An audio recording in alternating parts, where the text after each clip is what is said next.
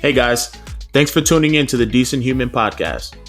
In this episode, I sat down with my good friend, Rhett Hoskinson.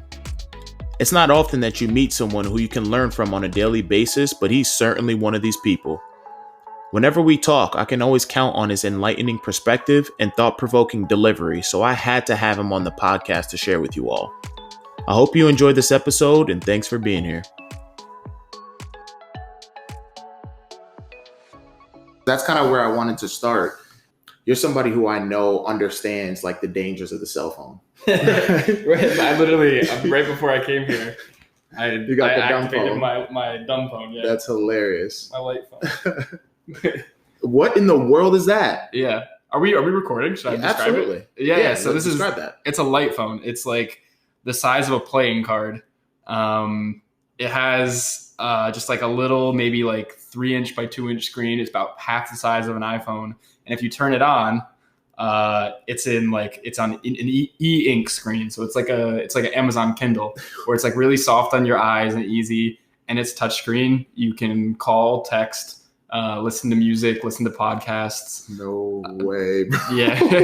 There's a navigation feature coming out, but you can't go on social media. You can't go on the internet. That is incredible. Yeah. How much is that? It's $299. It's expensive. $299. Oh, okay, got you. I mean, you're paying for, the ability to essentially keep your mind like straight. So It's like it's an investment. It's the opportunity cost. Like I heard exactly.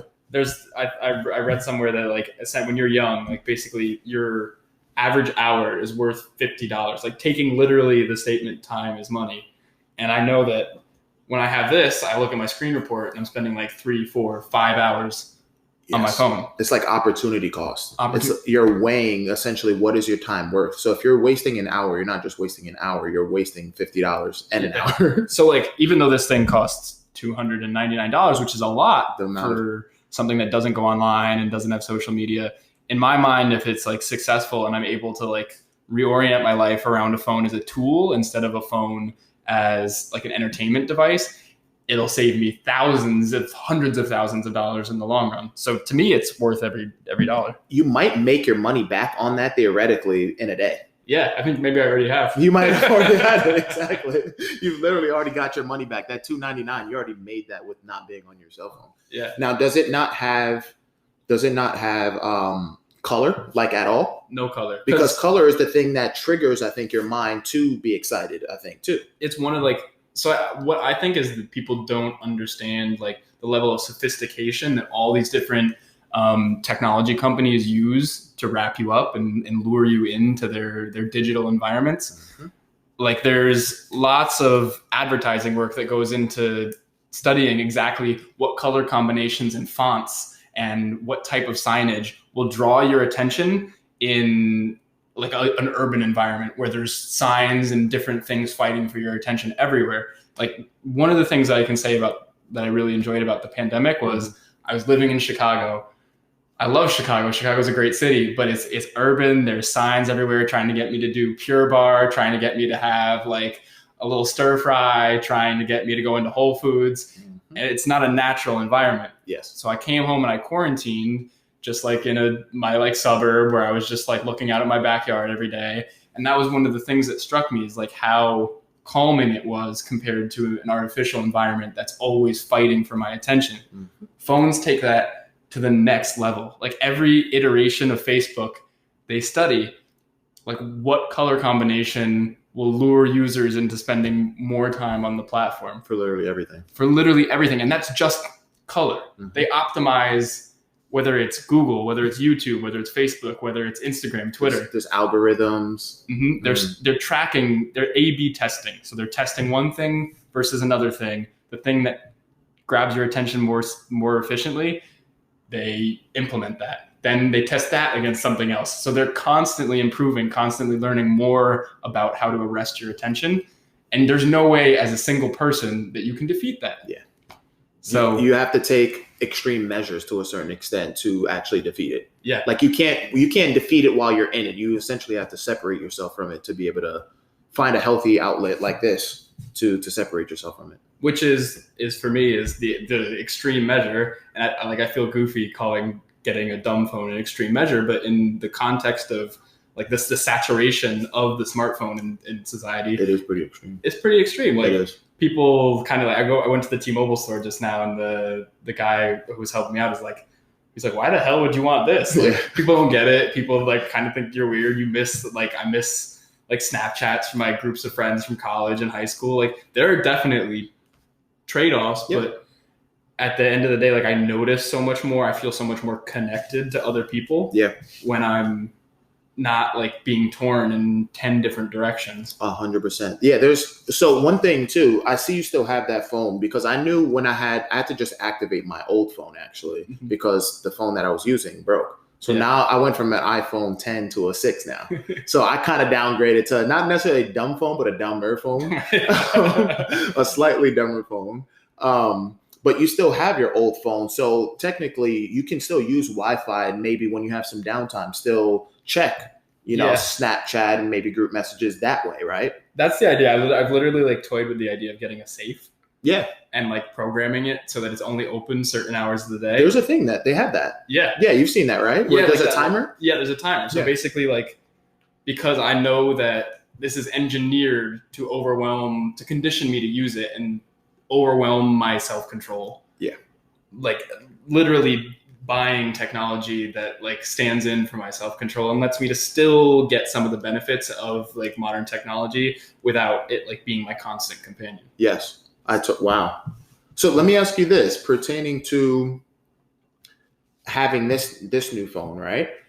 Is there an element of kind of like a withdrawal? Because kind of like any other addiction for any of us, right? There is a withdrawal. If it's drinking, if it's alcohol, if it's sugar, if it's whatever, smoking, I think I might have already said that. Do you go through withdrawal when you go from, hey, maybe I realize I'm spending too much time on my phone, to I now have a phone where I can't do any of those things anymore? What is that process like? Absolutely. It's like this intense boredom. Like it's restlessness and anxiety, this sort of like feeling of I gotta be doing something. This summer I also had a dumb phone, and there were times when I would catch myself literally pulling it out and like searching for the home button, even though it didn't have a home button, to turn it on, because I was just conditioned. It was wired into me. Oh, I'm like, my conversation with this person is sort of tailed off, and I'm in this like uncomfortable stage of not having anything to say, and they don't really have anything to say. I'm going to go on my phone.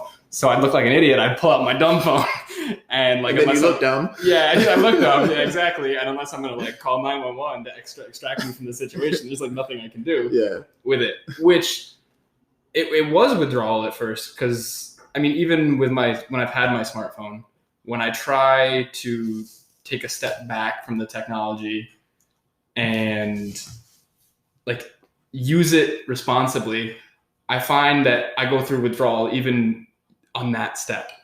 Wow. Where I'll like, instead just limiting your amount of like if I delete apps, like that's something I've done. Like I've deleted Instagram, I've deleted my web browser. Then I'll literally find myself opening my phone and like checking my email when I'm not expecting any emails, or like checking my bank account when I know there's been no activity. Like I haven't deposited a check in a week. Nothing's going to change. But I'll do this like 6, 7, 8 times a day. Yeah. And I see my friends doing the same thing. Mm-hmm. Like I have a poker group, and I'll be sitting with my friend, and there'll be like a lull in the gameplay, and my friend's like refreshing his email. And I'm like, dude, it's 11:30 on a Saturday night. What like, could possibly be coming through? Yeah, you're unemployed. Like your bosses are going to be after you. Like what are you doing? Yeah.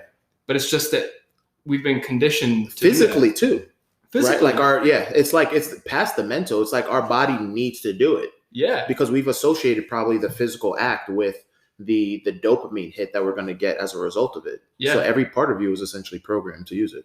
And that's exactly how they're designed, because they're based off. So do you know who B.F. Skinner was? B.F. Skinner, psychologist, exactly. Yes. He worked at Harvard in like the 1930s, 40s, 50s. Yes. And he designed something called the operant conditioning chamber. Oh, big time. I know exactly what you're talking about. Oh, you're a fan.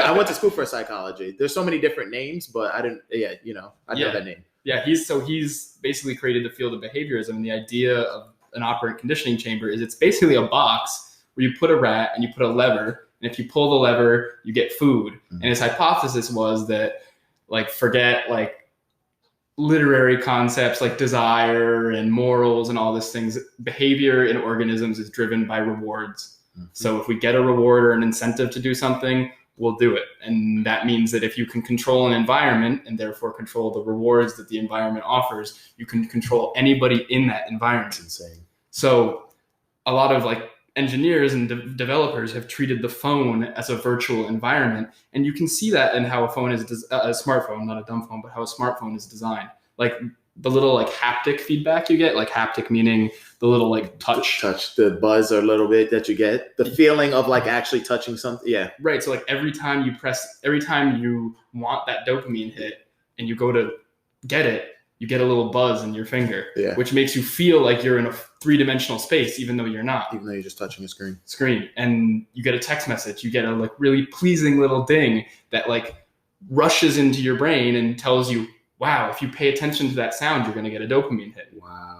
Wow. That's levels. Yeah. That is levels. Keep going.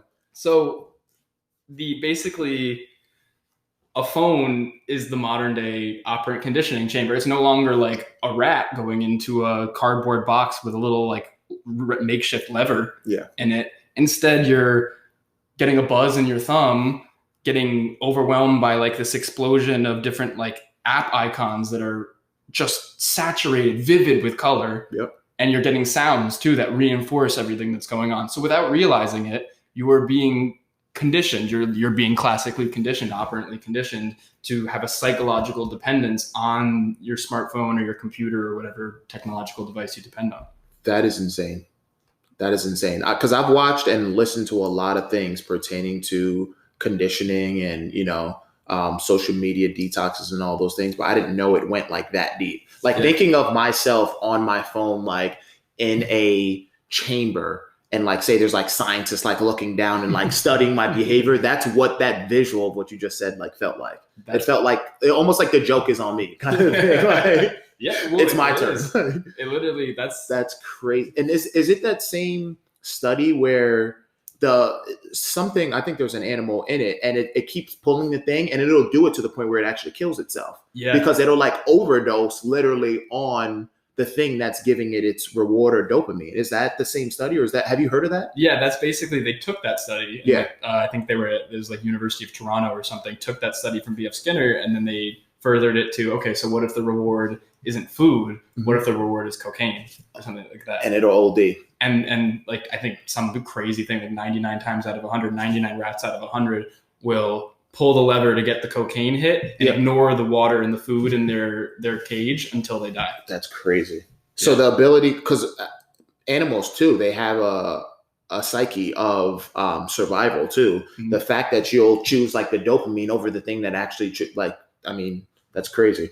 Yeah. You would actually choose the dopamine over the things that will actually keep you alive. Because neurochemically, dopamine is the motivation and the reward chemical So if basically you get dopamine from food, like food, that's why we like eating so much. Yeah. Cause we get this like sick burst of that's good. Like it's pleasurable. 100%. And you're motivated to take another bite, to like long ago in our evolutionary history, to like go take down a woolly mammoth or like a bison so that we could eat more. 100%. So it's just like existing evolutionary structures in our brain and our body get discovered gradually by science for neutral purposes over time. Mm-hmm. And then really, really smart computer programmers and designers and engineers are like, how can we make a lot of money doing this? Yeah. And it's incredible that we've kind of started off here, because I think that's what the whole Decent Human brand, that's what we all need to do collectively.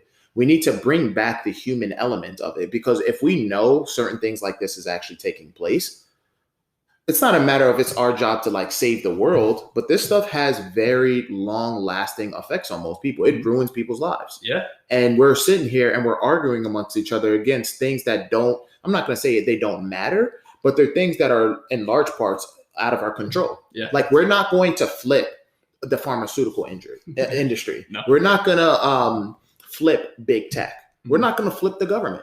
Yeah. As much as we want to believe we can, you're just not. And as much as we know that doing those things, or like doing them in an organized, concerted, reforming way would have a positive impact on all of us, we're not going to achieve it certainly by just like arguing on our phones about how to do it. 100%. Yeah. And I think we all know that at some level. Exactly. Or you're like, because it's like we're trying to morally reason with like our oppressor, right? Because you could look at oppression in a lot of different ways. I could look at the people that are knowingly manipulating people with these technology as oppressors too. Yeah. It might be worse. Yeah. It honestly might be worse. Yeah. So, but it's like they've made a conscious effort to realize they can make a lot of money essentially by programming people. Mm-hmm. And you're going to knock on their door and be like, hey, like, I think you should change it. Why would they do that?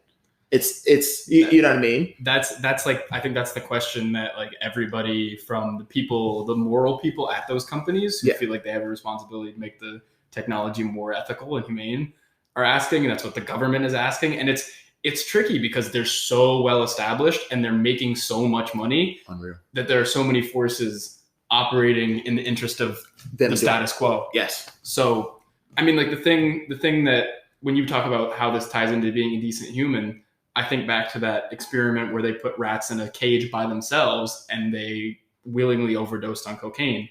They did a similar experiment off of that experiment where if you put rats together in a bigger cage with like wheels and other like intellectually stimulating toys that like facilitated their socialization, and then you put the same cocaine lever in that cage, the rats wouldn't use the cocaine. The rats would prefer the socialization and the like dynamic life that was available to them in that cage instead of the cocaine. So it was only when the rats were like divided and conquered and isolated and like not aware of the possibility of like harmony and agreement with other rats that they succumb to that dopamine hit. We could go down a long journey with that one. Yeah. Alone.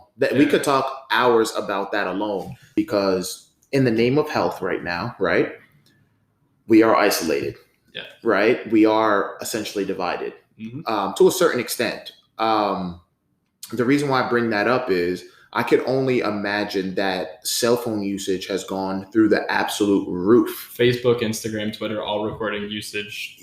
All-time highs. All-time highs right now, right? So at what point, just be careful because sometimes he can get a little testy. A little testy? Yeah, but he seems pretty good right now.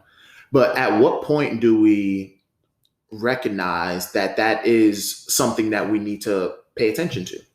Do we recognize that because of, it's like we're being put in a situation to actually, the socialization, that's what I thought about. Like the socialization is extremely important right now. Yeah. Right? Because we need to, with all that we're going through, we need to essentially talk with one another. Yeah. We need to talk about what it is we're actually going through, the uncertainties, the doubts, the worries that we might have right now. But I fear because we are isolated right now, we're being mandated to essentially isolate. There's a lot of people that are going to go to that hit of, you know, dopamine and being on our cell phones instead of actually socializing. And it feels, it not only feels like it is the responsible thing to do, basically, at this point where it's like, I think that, I mean, this is a trend that was happening before the pandemic hit. Rates of suicide, rates of depression, rates of like people self-reported loneliness and isolation were skyrocketing. Mm-hmm.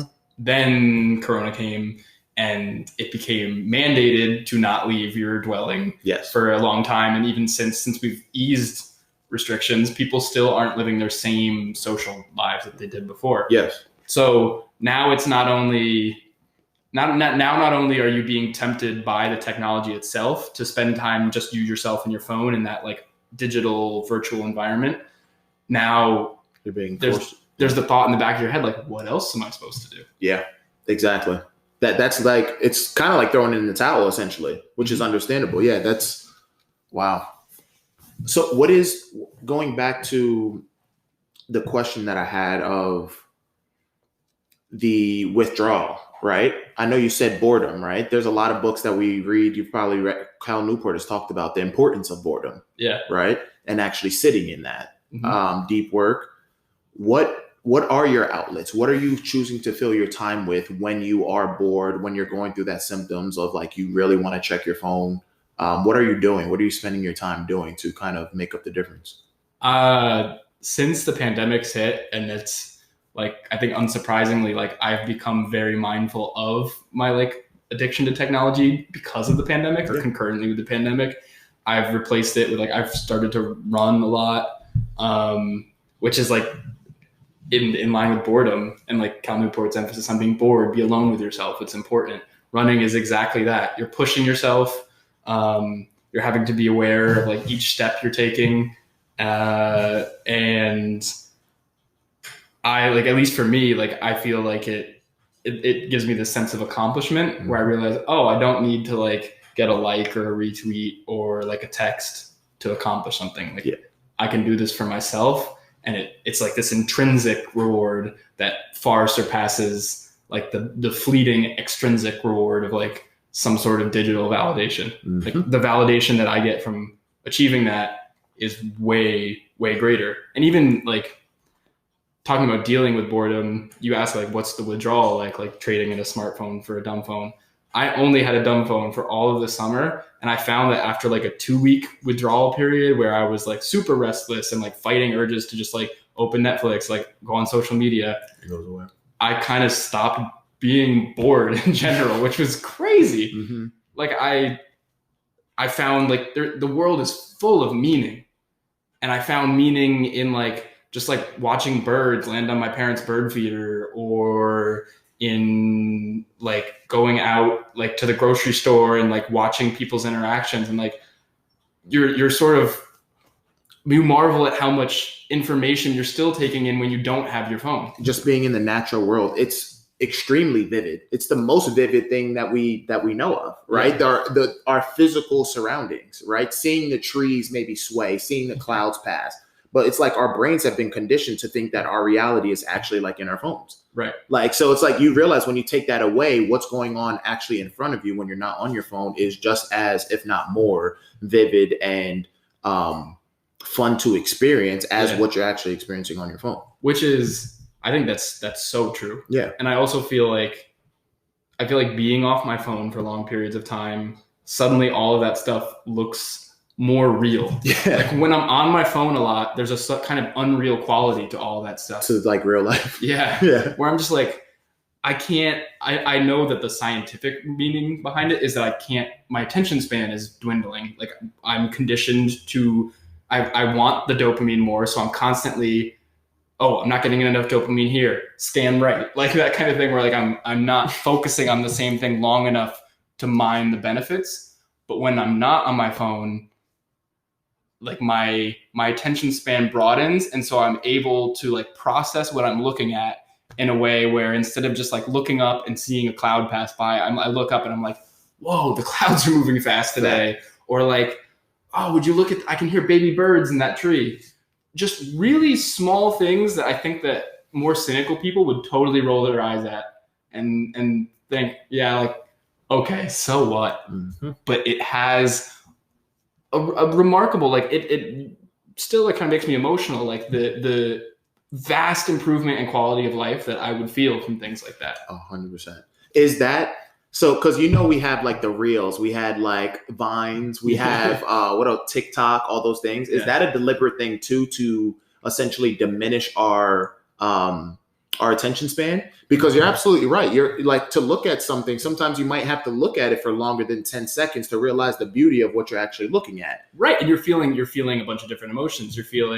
You're confused. Maybe you're like, what is that? Your brain very quickly, like most of us are like smart or experienced enough that we don't really have that step consciously, but we identify what we're looking at. Then we feel a second emotion. Maybe it's curiosity. Like, why is that like that? Which leads to like all these other things. But if you're using social media, you absorb something, and before you have pause to think about it, what does it mean? What are its ramifications? You scroll. The next one's up. The next one's up. And the really scary thing, in my opinion, is if you look at social media platforms, the innovations in social media have been in how do we make it more engrossing? How it's moving in the direction of being more addictive and not less addictive. Like TikTok, their big innovation basically is that they combine likes and comments into one metric. So it feels like if you're a content creator on TikTok, it feels like you're getting more feedback. You just get a heart instead of like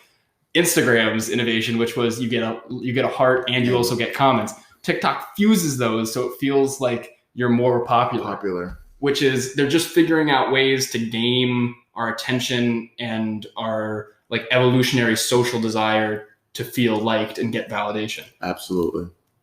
It's crazy, man. It's crazy. One thing I want to ask you though, because you said you were running, right? Is there anything else that you were doing during that time? What else were you doing?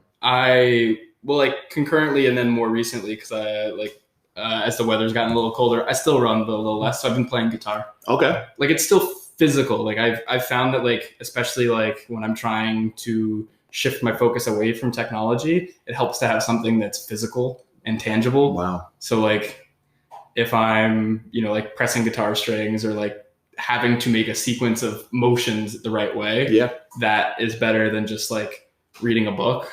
Where it's just a passive intake of information. Yes. Not to say I never thought I'd go on a podcast and advocate against reading. Yeah, no. Especially because we both read a lot. Yeah. We're exchanging books and stuff like that, but I know exactly what you mean. It says something to create or to physically, because it's craftsmanship kind of like at the end of the day. I think running is a form of craftsmanship. You're literally crafting, your anaerobic ability, your aerobic ability to shape your body, your ability to move through space in an efficient way. Like you're investing in yourself. Yes. Even though it doesn't feel like it, I guess, when you start out, because it's hard and it's painful, but you're investing in yourself. 100%. That's the point that I wanted to touch on, is the hard part when it comes to not being on technology, right? Is a lot of the times the things that you should best do for yourself to fill that time are more difficult than the things that you were doing before. And that's the challenge. It's not like it's as passive as the thing that you're going to replace not being on your phone isn't going to be as easy as being on your phone. Even if you're not doing it, even if you want to play like Scrabble or you want to do something that isn't like running is almost like a harder example to pick. At the far end. But even if you don't want to get off the couch, whatever you want to do that's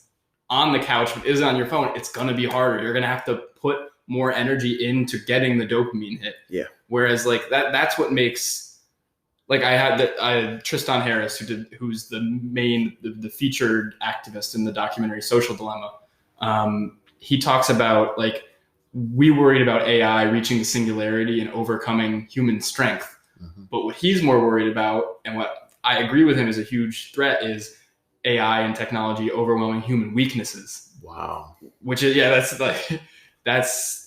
find that to be really profound. Yes. Where we were so future focused that we were worried about being able to, at our best, overcome the downsides of technology, but we didn't think about being able to overcome the downsides of technology at our worst. And our worst is like our laziness, our passivity, our desire for pleasure at the expense of morals and all these other really important things. And that is exactly what you're talking about, that it's easier to pick up your phone than do virtually anything else. Yeah. And that makes the phone like a pacifier, because life is hard and life is scary and life is painful. Yeah. And like, I don't want to sound like holier than thou just because I'm aware of it and like taking steps, I feel like, to try to remedy my problem with it. Yeah. But I do the same thing. Like I get anxious, I get stressed, and next thing I know, I'm like watching a video or like looking at some picture of like a girl in a bikini, and I'm like, how'd I get here? What? 100%. I started off looking at horoscopes and now I'm here. Like, what? Right, where like I haven't been conscious. Like exactly. No, it's literally a rabbit hole that it just, or like a vortex that just like sucks you in. The thing about life though is like, we know human beings were like designed to find the path of least resistance, right? Yeah. Like we had to conserve energy. We had to do what we needed to do to survive, but we wanted to conserve as much energy as possible because we're not sure when the next meal we're even going to get. So, but it's tough because life is really hard, but we're looking for the path of least resistance, which is on the other side of the spectrum of things being hard. Yeah. How do we get people to focus because all of the people that we really admire do things that are very difficult. And we admire them for that. But it's crazy because we're admiring their hard work while we're not working hard sometimes. Yep. You know, so it's like we want that and we aspire to be that. But it's like really all you need to do is get up and take at least one step in that direction. Which is all like that's all it takes. I forget the person who originally quoted. I think it was a Navy SEAL, but one of my best friends at college when I was starting up running as a hobby told me how he started to become a better runner. And it was this Navy SEALs quote, just get to your thumbs. And that was apparently that Navy SEAL was like injured, wounded, broken legs in a desert. And he had to crawl arm over arm over arm over arm, miles and miles to get back to safety. And what he told himself when he was making that like Herculean effort was just drag yourself to the thumb that you see out in front of you and do it again, which is, it's helped me with running, but it's also how people who are masters of their craft, who we all admire, achieve what they achieve. They don't like, if you're trying to become the best basketball player in the world, you don't get up the first or like in the first year of your training and be like, I'm going to do a 360 windmill dunk today, like off the backboard. Yeah. You're like, I just want to like work on my dribbling and I want to be able to like hit a corner three, like 5% more of the time. 100%. Like, I think that the key to achieving those things is like a microscopic focus, which also requires you to not like to basically work on your focus as well as whatever you're doing. Because if you're not noticing the incremental growth that you're achieving, if you're not noticing the small steps that you take, the destination will feel unreachable. 1,000%. 1,000. It's that day, you know, it's that one step at a time. It's that reach for that thumb in front of you. It's taking those, Will Smith said, lay one brick at a time. You don't set to build a wall. You set to lay this brick as perfectly as a brick can be laid. And I think that's the thing we lose sight of, because a lot of times in our mind, especially because of social media too, our little steps aren't something that we value anymore. No, because it's like the only things we value are the things that we post that other people value. Exactly. No one's going to value. A lot of times people aren't going to value your one step, especially if they're not taking a step themselves. Right. You know, so it's tough. It's like your step is meaningless. Yeah. If you're thinking in a space of, I need somebody else to validate this one step. I validate. If I see somebody running down the street and they're extremely overweight, that excites me way more than if I saw Jan Frodeno, who's the best Ironman, running down the street. Yeah, that's more courageous. That's the most courageous thing. Yeah. I literally love seeing that. When I walk in the gym and see somebody extremely overweight on the elliptical, I'm like, that motivates me. Because you know what? I think that's a really important point. Like the courage and not just the courage, but the willpower that takes to take that step is equal, if not greater, to the courage and willpower necessary for the best Ironman runner in the world to run and win an Ironman race. 100%. Everything is relative. Yeah. So again, that's another thing that I hate about social media. Comparisons are the thief of joy. Teddy Roosevelt said that. If like I experienced this with running. In the summer, I was going 3.5 miles a day. I felt great about it. But then like I wouldn't really want to talk to people about it, like be like bragging, like I ran 3.5 miles today, because there are people who run 10 miles every day. There are marathon runners. And every time I open my phone, if like I follow a few running pages, I get an example of somebody who does that. Like we admire greatness, rightly so, as a culture, but greatness can also be super suffocating. Like it can prevent people from getting off the ground because it discourages them and is a detriment to their self-esteem. So part of the many ills of social media are that we disvalue the huge accomplishments that we make in the incipient stages of a journey, because we're always being exposed to people who are close to the ending of their own personal journey. 100%. So why don't we highlight that though? Because what I mean by that is I follow like Eliud Kipchoge, who's probably the best marathon runner of all time. He's the only person, even though they set up an extreme condition for him to be able to do it, he ran 26.2 miles in under 2 hours, which is he's cooking. He's running 13 miles per hour for 2 hours basically. Yeah. You have no idea. Well, you know, because you run and I run as well, how many hours and how many steps that guy has taken to be able to run 13 mile practice runs every day. We have no, like, it's an unreal amount of time and work that he's put in to do that. Yeah. But because people just see like this guy is a phenomenal runner, you don't actually see the 15 years, maybe 20 years that he put in prior to what you first saw him at. It feels, and that's something that like I personally have struggled with, and it's held me back from like pursuing things like I now wish I had. Mm-hmm. Like I used to think that incredible talent was all innate. Yeah. That like people were virtuosic and prodigies, that they were born like that they had always been like that. And to a certain degree with some pursuits, that's true. Yes. Like there are people, no matter how hard I train, there will always be people who are faster than me and who can run I chose running as one of my like hobbies that I plan to pursue the rest of my life, but I'm not particularly fast. Like I run a 8-minute mile, which if you're in the running community, that's not very good. Mm-hmm. But to me, it's not about running faster than somebody. It's turning that 8-minute mile into a 7-minute and 45-second mile, 7-minute and 30-second mile. So if we're talking about career, like if we're talking about what you're going to make money at, which is competitive, which isn't relative to other people, which requires you to be pretty damn good compared to other people to make money, then you should consider your innate ability. 100%. You should be like, okay, what do I have an aptitude for? What, like, even if I haven't put that much effort into it, what do I feel like I'm good at? Yes. But if you're pursuing a hobby or you're trying to make an improvement to yourself for the improvement's sake and to better your quality of life,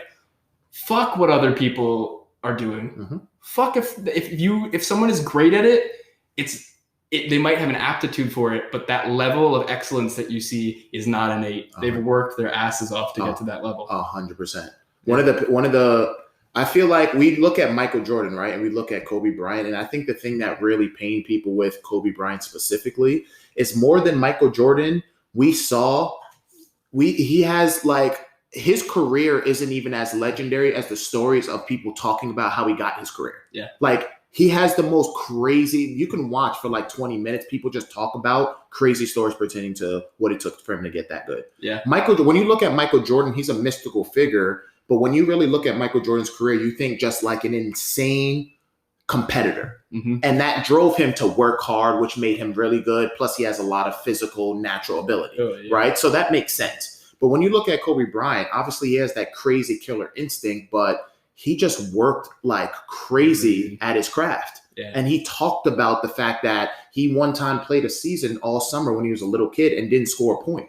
Yeah. Like it's like we felt a part of Kobe Bryant. Like we felt like through Kobe Bryant's work ethic and his career and everything that he accomplished, we can be Kobe Bryant in something. Yeah. I don't feel like I can be Michael Jordan in something, but I do feel like I can be Kobe Bryant, and I'm cool with that. Yeah, me too. Yeah, I take that. I'm 100% cool with that. Imagine if everything in life, the consolation prize was equivalent to Kobe Bryant. Kobe Bryant, I'm cool. Like, if you were Kobe Bryant of writing, like, absolutely. Yeah. It's like, I'm a New York Times bestseller. I've won, like, the Nobel Peace Prize. I've won, like, 3 Pulitzers. Yeah. Oh, I'm cool with that, man. Yeah. I'm cool with that. I'm going to be in the top 10 in a field. If you're top 10 in anything, that's phenomenal. Maybe, so one might say he's top 5 or top 6, depending on, your own preferences. Yeah, what NBA expert you're talking to. It really depends, man. It really depends if it's Kendrick Perkins or like, whoever.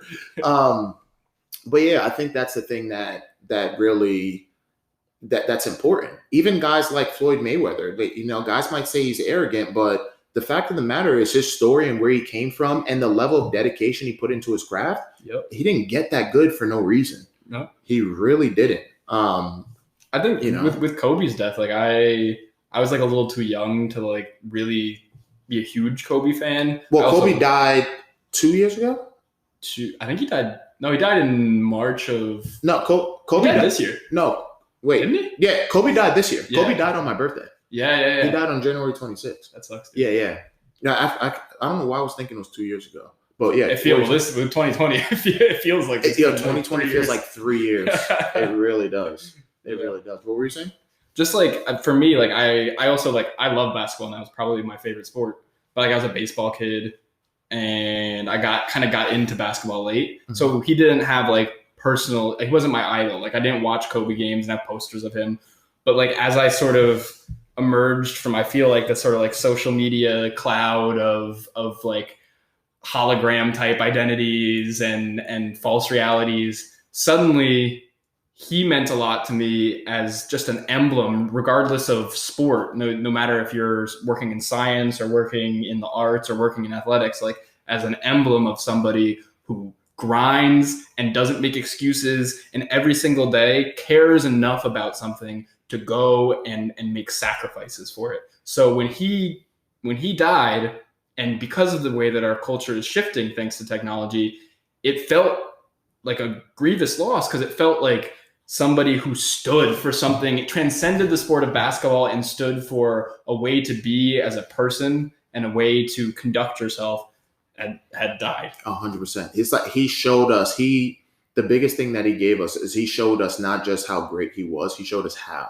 How, exactly right. That's the biggest thing. That's when he died, that's literally what I felt. I was like, man, who's going to lead the way on showing us how? Yeah. You know, it's up to us now, but at the end of the day, the part of the thing that made me sad as well is I feel like what he was going to do post his career, like coaching his daughter and stuff like that, and his legacy as a coach and just like an educator would have been even greater than his basketball career. Yeah. And like, that's what I was sad about. It's like, we didn't get that opportunity because he did make that sacrifice. And I wanted to ask you, is that level of sacrifice like a talent? Because one might say, like, we all know it takes sacrifices. Everybody in our life, I would hope a majority of us have heard, man, you want that, you got to work for it. Yeah. You want that, you got to get rid of that. So you got to stop doing that and start doing this. We all, to a certain extent, know that, yeah. right? Even if we've heard it in a different form. But it's another thing to like take it to the levels that he took it. Yeah. You know, Jordan Peterson is like, well, you can't do everything, but you can't do everything, but you can do anything. Yeah. Right? Like, that's basically what he said. Kobe Bryant was like, I can't do everything at one time. Yeah. You know, but I can do this. I can be the best or one of the best in the world and make a sacrifice. Where does that, because one might say I'm hearing a lot, it's like upbringing, right? But there's no way every single person that does that is it's upbringing. Like, I think it's upbringing. I think a lot of it is also like love, passion for what you do. Like, he clearly loved basketball, and even more than basketball, loved winning. Yes. Yes. Loved winning at like a level most of us don't experience, which is okay. Like, I think that like Kobe can be a great role model without inspiring everybody who's inspired by him to sacrifice to the level that he sacrificed to. Like, society is like it just historically, and by any metric, society is not a collection of alpha dogs. Mm-hmm. Like, there are lots of people who will never be the best in the world at something, but will be damn good at something, will be the best in their town or the best in their community, or good enough to make a really positive impact on the world. Even if people can sacrifice a fraction of the amount that Kobe did, I think the important thing to hit on that Kobe is like a good metaphor for, and that is embodied by that quote, is you have to pick something. You can't, like, that's the other super perilous part of technology is there's this technological ethicist and like virtual reality pioneer named Jaron Lanier, who I highly recommend to anyone listening. He's got a book called 10 Reasons for Deleting Your Social Media Accounts Now. He's in the Netflix documentary, The Social Dilemma. He talks about social media and the new like media landscape being equivalent to a denial of service attack, which in computer science world and hacking is when a hacker like marshals a lot of bots to go to a certain web address, and the traffic that the web address experiences from all those bots prevents real actual users from being able to use the services of the website. So there's so many bots logging onto the website that people who actually need to get onto the website can't get on, so it ceases to have a function. That's what he describes the modern like information ecosystem as being, that we have so much information coming into our heads that we're not able to do anything with it. You can't make a choice. Yeah, you can't make a choice. So like information, he says, is, and I totally agree with him, is worthless unless you can use it to create more information or do something with. But if you're just if you're being bombarded with information to the point where you don't take any steps or it doesn't shape your life in some kind of meaningful way, that sucks all the meaning out of life. And it means you're actually living an information-less life instead of an information-full life. Wow. Part of the issue is like, there's not enough of a stigmatization around information addiction. Where like there's a stigma around being addicted to alcohol. There's a stigma around being addicted to like heroin. There's a stigma around being addicted to even like sex. Wow. So like, to me, the equivalent is like, imagine if like someone came in tomorrow and you were an alcoholic. Someone came in and they installed like 100-gallon keg of beer and put a tap on your wall. Yeah. That's basically what this is. Yes. So like that to me is sort of like, it's not only an issue of people knowing that, yeah, okay, this takes up a lot of your attention. It's an issue of people, there being a stigma around it the same way there's a stigma around like alcoholism. 1,000%. Because to a certain extent, I feel like there's a benefit to, like you said, creating a negative stigma for something that doesn't benefit us, but also creating a positive, I guess you could say, stigma for something that does benefit us. Yeah. It's like essentially create a negative stigma for something that we don't need, but also make it cool for all the things that we do need. Yeah. I think that's what we need to do. And that's one of the things that I want this brand to do. Like I say in one of the episodes, I want it to be whatever it needs to be. Yeah. I want somebody to hear this and be like, you know, I think I'm gonna go out and get me one of these phones. Yeah. Like, you know what I mean? Yeah. Like, bro, you got the new, that's crazy, because that's what they're like at the T-Mobile store. Like, I've gone in 2 times now trying to get this thing going. What's that called again? A light phone. A light phone. Yeah. Yeah, seriously. But you said that's what they're like in the They're T-Mobile literally store? like, yo, this is so cool. They're literally like, yo, Mark. And then I'm literally like, yo, I gotta go. Like, can you guys, like, can you guys, but I also, like, I enjoy their enthusiasm so much that I don't say anything. And they literally, last time I went, they called every single person in the store over to look at it. That's mad fun. It's funny too, because when you said you know, can we do 30 minutes later? I'm like, what are you getting, a dumb phone? Yeah. Like I know that's probably why you're there. I was, And I do think it's cool. Like I think instead of saying, oh, you got the new like iPhone like 15 or whatever we're on or something like that, being like, yo, you got the new light phone? Like, yeah, it has less than the last time. Yeah, now have new features that have like less features. Yeah, they took away phones, so you can only text, and you can listen to 10-minute podcasts, micro podcasts. 100%. But like when people do that, like maybe I'm projecting, but I get the feeling when people are like, "Yo, that's dope." Yeah. I get the feeling that like most people aren't happy with the way that like their relationships to their phones. Most 1,000%. People are dissatisfied, but they don't really know what to do about it.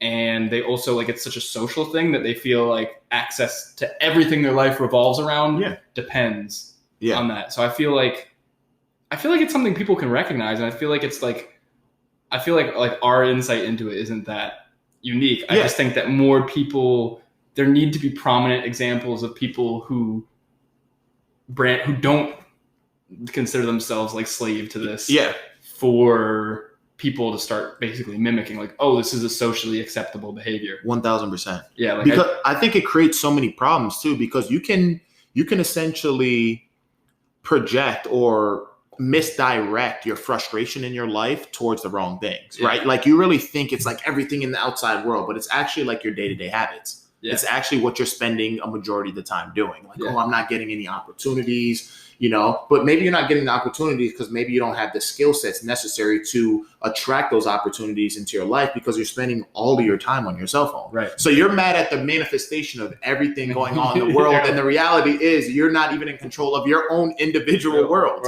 Right. Like you can't, Jordan Peterson says that too. It's like essentially like, don't throw stones if you live in a glass house. It's like before you go out there and say anything about the world, you better make sure your home is in proper order. Yeah. If your room isn't clean, how can you say anything about what's going on in the outside world? Right. You're claiming that like the world is a shitty place, but really you're just not upgraded enough to operate on the frequency where you can.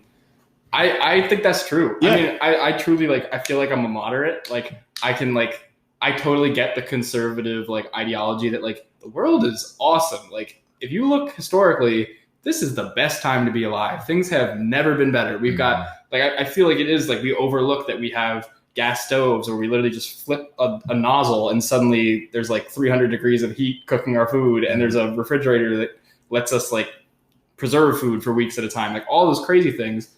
But then on the flip side of the coin, I also believe that complaint and like frustration usually is beneficial, but not even and like the world as good as it is now can still get a whole hell of a lot better. 1,000%. Like there's not a complacency. Like you're not complacent that this is like the best we can do. Yeah, definitely. Like I don't really like the phrase like you get what you get and you don't get upset, because that feels like somebody who had a like awesome life, and who was handed a lot of things like said that quote, that they were like some like priggy like British monarch. I was like, you get what you get and you don't get upset. 100%. Like I don't really like that quote, but if you literally, to me, like the way I think about it is if you just insert one word, if you're like you get what you get and you don't get too upset. Yeah, that's accurate.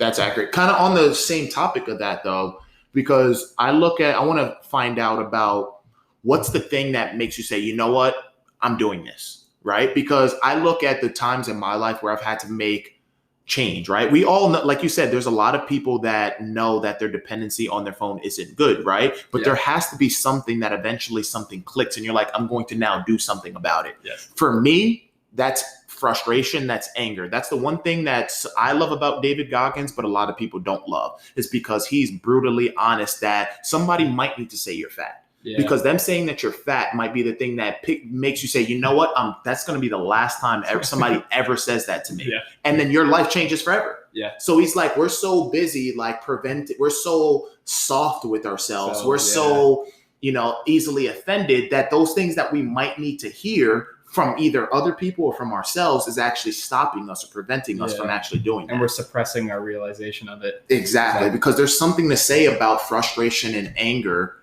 being channeled as fuel to make a very positive change in your life. Yeah.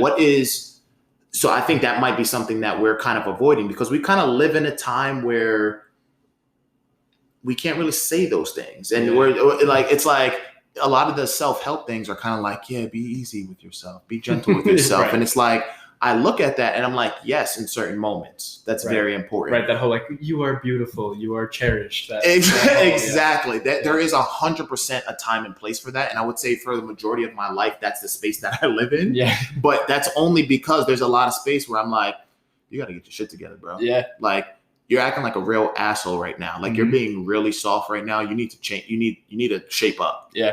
Like, I'm not playing. Like, I'm dead serious. You right, really that internal accountability voice. Yeah, like if I could manifest, if I could create another version of myself, we'd probably get into like a boxing match. Yeah, like it's really, like that's really this thing. It's like I could put hands on myself right now, like, honestly. So, but that's I could create another version of me. We'd probably get into a slap fight. 100%. I'm like, man, like. Like you deserve like a whooping right now, but that's very beneficial, because I think that's where the balance of saying, have some compassion for yourself, still care about yourself, still be kind to yourself. But it's like, okay, that's the thing that prevents me from it being detrimental for myself. Yeah. That's where I don't cross the line of now destroying myself. Yeah. But I have to have that equal balance of I love myself, I care about myself, but I care about myself, so I need to get my shit together. And I'm not playing. And if you use the logic of the sort of like new age, which I agree with some of it, but like if you use you are beautiful, you are like you are, it borders on you are perfect, and some of the like new extremer versions of it, like you are just the way you are. That's the part I don't like. You're beautiful just the way you are. I think that the human soul, the human spirit in its essence is beautiful. It's resilient. It's innovative. It's intuitively just like a fixer and a tinkerer and an inventor. Like there's so many great things about humans. Like I have a very positive view of like, is man good or evil? I think good. Good. Absolutely. But I think that like if you believe that you are beautiful, then you owe it to yourself to be honest with yourself. Yes. Because if you're beautiful and you're all these things, that means that you have tremendous potential, and that means that like beauty shapes the world. Like if you can spread beauty and spread positivity, that's the goal. So I think that if you agree with that logic, you should also agree with the idea that you need to be honest with yourself, and you need to take the harsh step of like looking in the mirror and being like, this is not where I want to be. This is not where I can make the most positive impact. This is not the path that I want to go down. 1000%. Because I agree with that point 100%, because I do think inherently we are that, right? But I think to stay that, we have to work. Yeah. I don't think if we do nothing, right, from the time, I don't think we stay that way. I do think we deteriorate. I do think we end up kind of taking more than we give. You know, we don't do our part, and I feel like a duty that I feel like we all have to a certain extent. I do think we all have a certain purpose in life, whether big or small. I think you have a duty to at least do that. Right? That's kind of like the whole decent thing too. It's like, you don't have to be a superhero, but you at least be decent. Yeah. At least, you know what I mean? So I think so for you, what is the thing that motivates you? Because like you said, a lot of us do realize that we have this issue with our phone. What is the thing that makes you say, you know what, I'm doing this. I'm going to purchase this. I'm going to go for, like, the whole process. What's the thought process when you're doing that specifically?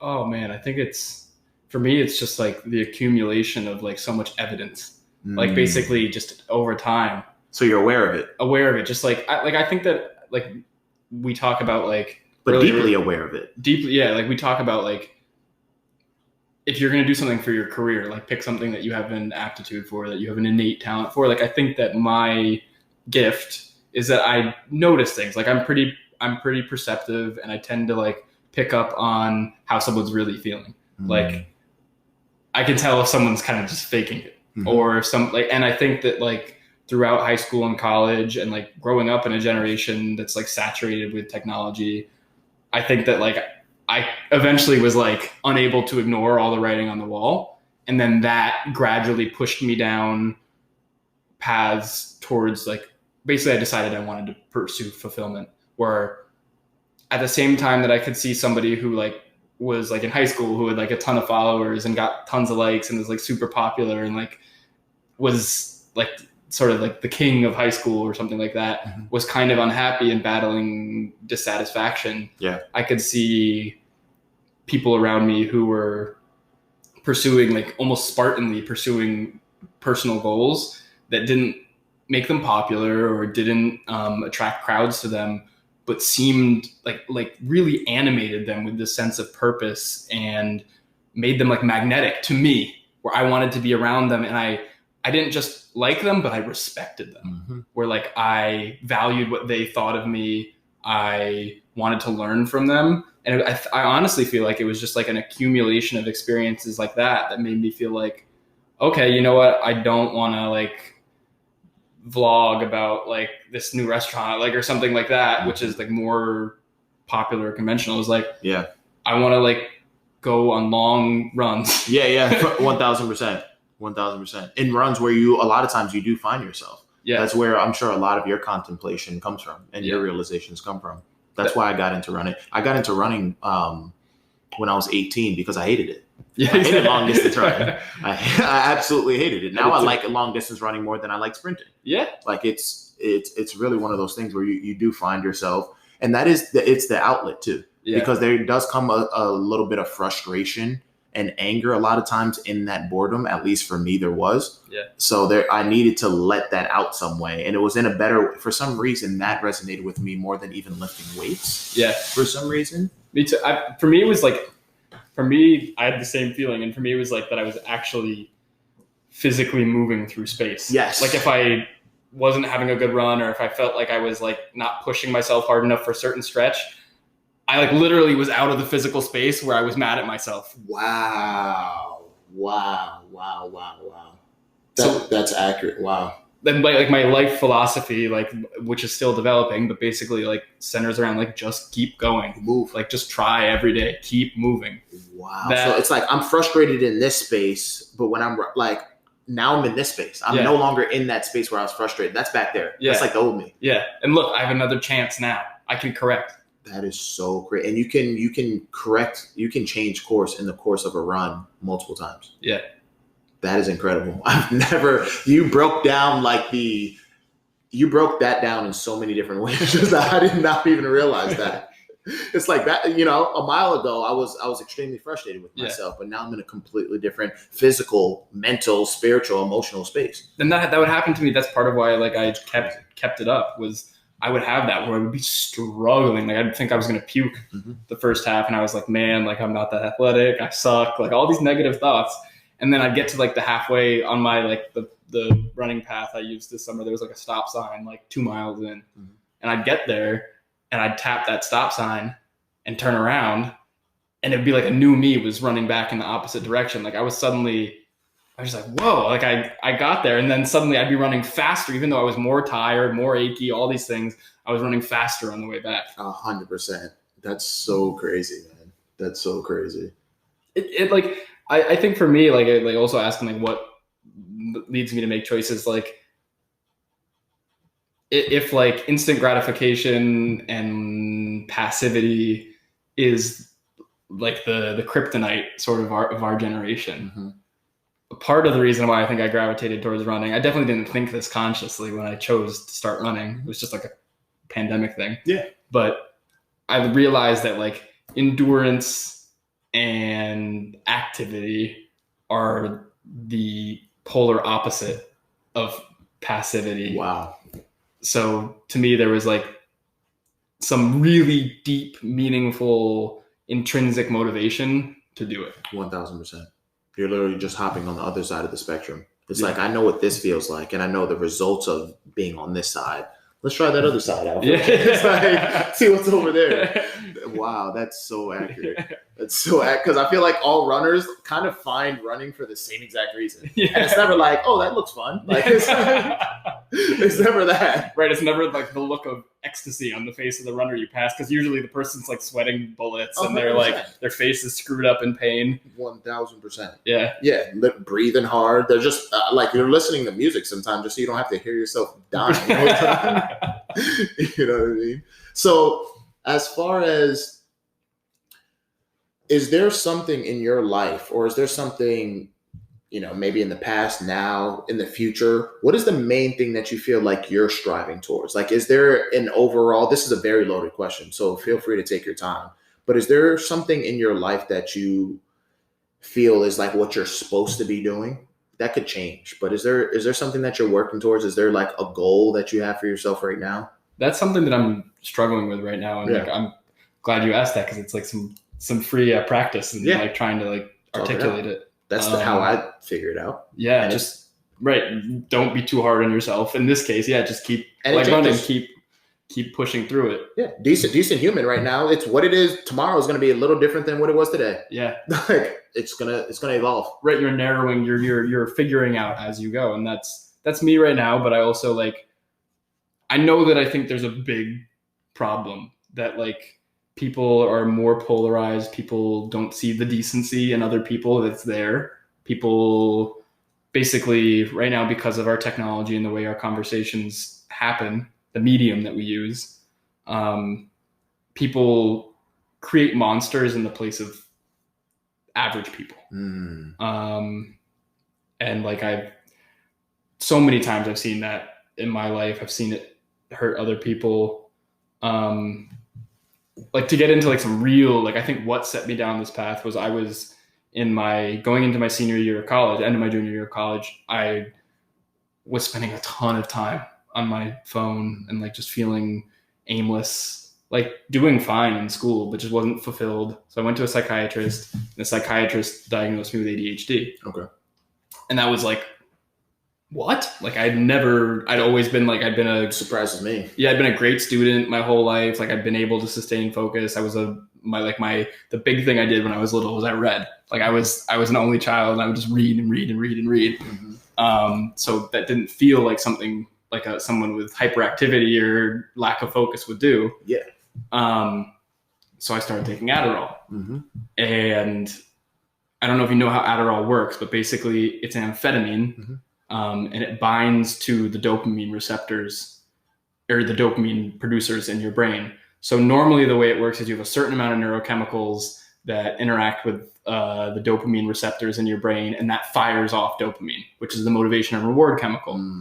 But Adderall latches on to that part of your brain. So for the entire period for like the 5 hours that the Adderall lasts, your brain is just like machine gun style, like do, shooting out dopamine. Wow. So it raises the dopamine in your brain artificially. Yep. And for the first time since I'd gotten a smartphone, suddenly I was like, why the fuck would I want to be on this? Like, this is such a waste of, like, I still listen to music and like would watch movies with friends, but if I was alone, I wouldn't be like, I would see my phone as an utter and complete waste of time. Yeah.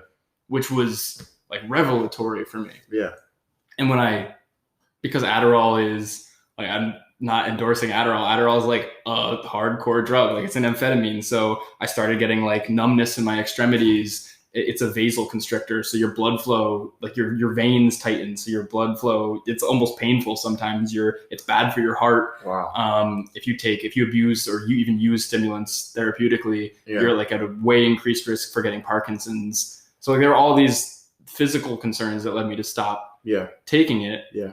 And so when I stopped, like the dopamine levels in my brain decreased, subside, and suddenly the phone became much more alluring to me again, and I became less fulfilled. Like I felt myself getting more and more unhappy. Yeah. So basically the way that I see like the world right now is that we've made a lot of progress, but in like the interest of greed, especially greed, and also just like ignorance, we have like a lot of technologies and a lot of infrastructure that like does a disservice to people and makes people depressed, even though they're not naturally depressed, makes them anxious, even though they're not naturally anxious, makes them unfocused, even though that's not their natural genetic resting state. And then there are all sorts of negative ramifications. People self-medicate, people don't even self-medicate. They get medications for long-term use that are supposed to be interventions. Like psychopharmacology, you're supposed to get antidepressants or you're supposed to get stimulants as an intervention. Something that something that steps in between you and your ailment and puts you back on a better path. But for so many people, it becomes this numbing, lifelong dependency. And doesn't that make more money, obviously, for the people prescribing in the first place? Exactly. So there's a massive incentive for which is not ethical. It's not ethical. No, it's not ethical. It's not decent, and it's the dominant paradigm. Yeah. Like it's keeping things the way they are without necessarily that being the best thing for people. So me using Adderall as it's supposed to be used as an intervention, not as a long-term treatment, I think sort of like clarified for me like what was wrong for me before and has helped me make really positive changes in my life. So now, even though I don't necessarily have an end goal, I mean, I think a lot about the importance of neuroscience. Like I think that like for the first time, we have manuals to how our brains work. Like we're the machinery, and suddenly there's information about how we work. And I think the way I think about it a lot recently, and like I'm into meditation and curious about Buddhism and like to run. I think that we are hyper focused on fixing the exterior, when the solution might lie on the interior. So 1,000%. I like think a lot about like being a writer, a science writer, or even going to graduate school for neuroscience.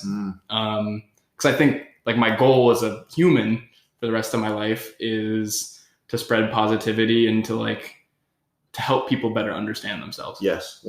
I think that there are a lot of interests right now that don't want people to understand themselves. Yes. Not necessarily I don't mean to suggest like a global conspiracy or that like people even do this intentionally, but it's greed. Yes. And it's people having a technology that they know can make them a lot of money, and that takes incredible. Like you have to be so scrupulous to have that kind of power at your fingertips and choose not to exercise it, especially in a free market where if you don't benefit from it, someone's bound to come along and make the innovation themselves and benefit from it. 100%. So yeah, I get that's my messy, long, rambling answer to like where I want to go. But that all came together, and it makes perfect sense, because I think one thing I had to learn, it's not necessarily about, I think I say this too in one of the episodes, it's like I didn't choose this, it chose me. Yeah. Right? What I chose is, and I don't even know if I chose this, I don't think it starts with choosing what it is you do. I think you realize at some point, and hopefully you have the awareness to realize that you have a cause. Yeah. You have something that you care enough about that maybe I might want to be a part of the solution to figure it out. There's a problem and I want to be a part of the solution. Mm-hmm. That's, I think, what you choose if you recognize that there's a problem. Mm-hmm. A problem that resonates with you specifically. Yeah. Because I'll tell you right now, a lot of I wouldn't say a lot of, 100% of the reason why this idea randomly came up is because I've experienced a lot of great, decent people that have helped me be who I am. But in the process of me trying to be as great as I possibly can be because of those people. I've come in contact with the complete opposite of that. Yeah. So it's like, I'm like, okay, so all of these decent people got me to this level. I'm like plateaued because it's like the gatekeepers to me getting above this level aren't really that decent. Yeah. And it's kind of like the same thing with money. Right. It's like eventually you get to a point where it's like, okay, ethical. I'm making ethical money. And then I get Then here. there's It's a like, hard ceiling. Now it's not ethical up here. Yeah. That's down there. Up Right. here, we don't do things like Right. that. Then like you reach a certain point where it's like completely realpolitik pragmatism, where people are like, fuck, like the thing that benefits the most people and like progresses us towards a utopia, and they focus on but like for anybody pursuing that type of lifestyle, that doesn't come without its consequences. Exactly. Like just because you're materially wealthy and you're materially enriched, that means a lot of times, unfortunately, that you're spiritually impoverished. Exactly. And it's much easier to see the benefits of material enrichment than it is to see the benefits of spiritual enrichment, because one is exterior and one is interior. So I think that our society is kind of out of whack. Yes. And that too many people understand the benefit of material enrichment and are pursuing it, and too few people understand the value of spiritual enrichment and aren't pursuing it, or don't even know how to pursue it. 1,000%. So, I mean, I don't even really mean that in a religious context. Like, I'm not saying that more people should be going to church. It's just like we're spiritual beings. Yeah, we're spiritual beings. I mean, if you think about the stone cold facts about our existence, we're 6 foot, 5 to 7, or 4.5 to 7 foot tall. Oh, sorry. I don't want anyone in different communities to get mad at me. We're however foot tall. Yeah. Just like primates walking around on a massive rock that looks like a tiny little speck of dust in this great bigger universe. And we know that.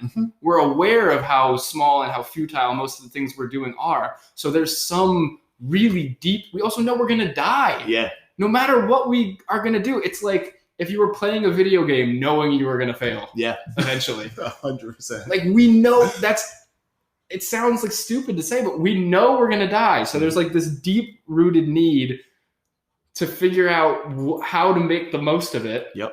And like what the meaning of our being here is if we're just going to die anyway. 1,000%.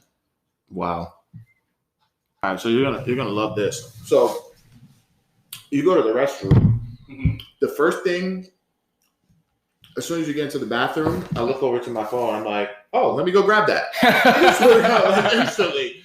And then I was like, halfway there, and I was like, I look back and I see your like light phone. I was like, nah, fuck that. Sit down.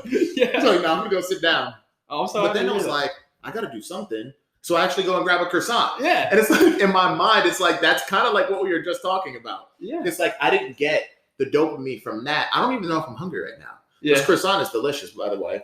It's honestly delicious. But I was like, I'm going to choose to not get that. Yeah. So I went and grabbed the croissant. And it's like, that's maybe the best thing probably would have been to just like sit here and just like relax. Yeah. But it's like, I think it's funny that I realized that I didn't get the dopamine from that. So it's like, let me get a little bit of dopamine from those croissants in the cabinet. I think that's crazy. Yeah. So to your point, I mean, I told you that I'm a Buddhist. Yeah. I was literally going to ask you, because I'm not like a regular meditator, but I consider running a type of meditation because I focus on my breath and I'm 1,000% trying to drive thoughts out. So, or not drive them out, but be mindful. Yeah. So yeah, I kind of do want to talk about that. Yeah, you can meditate. We can meditate in conversation. We can meditate running. You can meditate doing your chores. You can meditate eating. You can meditate just sitting with yourself. There's so many different forms of meditation. I meditate when I smoke a cigar. Yeah. I meditate if I have like a great craft beer. Like, as long as I'm being mindful of exactly what I'm doing and where I'm at that point. Right. Focusing on the action of, doing whatever it is I'm doing, I'm meditating. Yeah. You know what I mean? So I think people think, oh, meditating is hard. It's like, and you have a 333. Meditating is hard. It's like, yes, but it's harder when the perspective of the way you're looking at it isn't really what it should be. You're looking at it. If you have expectations for how to meditate, you're doing it wrong. Right. You think you're going to be like levitating off the ground, like, someone's like banging a gong. That's really what you think it is. Yeah. Or your expectation for what you're going to get out of it. Yeah. I don't have any expectation for what I'm going to get out of it. Right. I don't have really any expectations for like anything that I'm not really sure. Like, I didn't know what this episode was going to be about. Right. I wrote down a couple of outline things, a lot of which we probably already touched on. Yeah. But I don't have expectations for where it goes. It's going to be what it's going to be. That's another that's another thing about like I feel like one of the bad things about like having like being your own PR agent with Instagram and all that stuff is like we all now adapt our behavior to be like very outcome oriented. Like we're looking for something, which is good in certain like, and that's how we're evolved. Like if you want to find food, we like, of course, if you're going on a hunt, you're like, your expectation is the outcome is going to be like food for dinner. Mm-hmm. But there's something really profoundly good about going into something without a set expectation. Like maybe you're trying to cultivate something, you're trying to cultivate mindfulness, but you're not like, this is going to make me X and X% more focused, or this is going to make my relationship with so-and-so better. Like you're doing it for yourself. Yes. 1,000. And I think that's the thing that was interesting. I just found out George had like no itinerary when he went over there. When he went to Ecuador, like he just went over there and was just like, "What? Like I'm gonna be where I end up." Yeah, you know what I mean. I think that's something because most people they can't go on a 7-day vacation without having a full itinerary from literally the plane landing to taking off to landing. Yeah, back home and there. So it's like to go someplace, not really sure exactly how anything is gonna pan out. I think that's really what that's where we ultimately like find ourselves. Yeah. But yeah, as far as meditation is huge. Not having a lot of things, keep it living simply. There's some stuff in here. I don't even have a lot of things, as you can see, and I'm trying to get rid of some things like that printer. Like I don't even want to see that printer. Like, honestly don't. I have a plaque from Pitt with my jersey. I'm trying to get my dad to take it. He's like, no, Ron, you got to keep that. You got to hang it. I'm like, honestly, don't want it. Like, it's cool. And it's like, it's something I'm always going to keep. But it's like, cool. I don't need to see it. Yeah. Right. It might make you like live in the past more than, obviously you're somebody who's trying to live in the present. Yeah, 100%. That's a huge part of who I am. That's something that I'm proud to show my kids, and, hopefully it inspires them as well. But it's just not something that I see and I'm just like, oh my God, like it's not a matter of it deteriorates. It's a matter of, does it bring joy every time I see it? Yeah. A lot of the things that I see right now bring me joy every time I see it. So that's the other cool thing about Buddhism is it like pairs the spiritual with the logical. Yes. Like, so we're not just talking about like being like reaching nirvana and like that kind of more, that thing that gives cynical people more pause. Yes. It's also logical in the sense that it's minimalism. It's along the same lines of like being overwhelmed by information. There's so much worthwhile and enjoyable information in the world, but you are limited as a filter.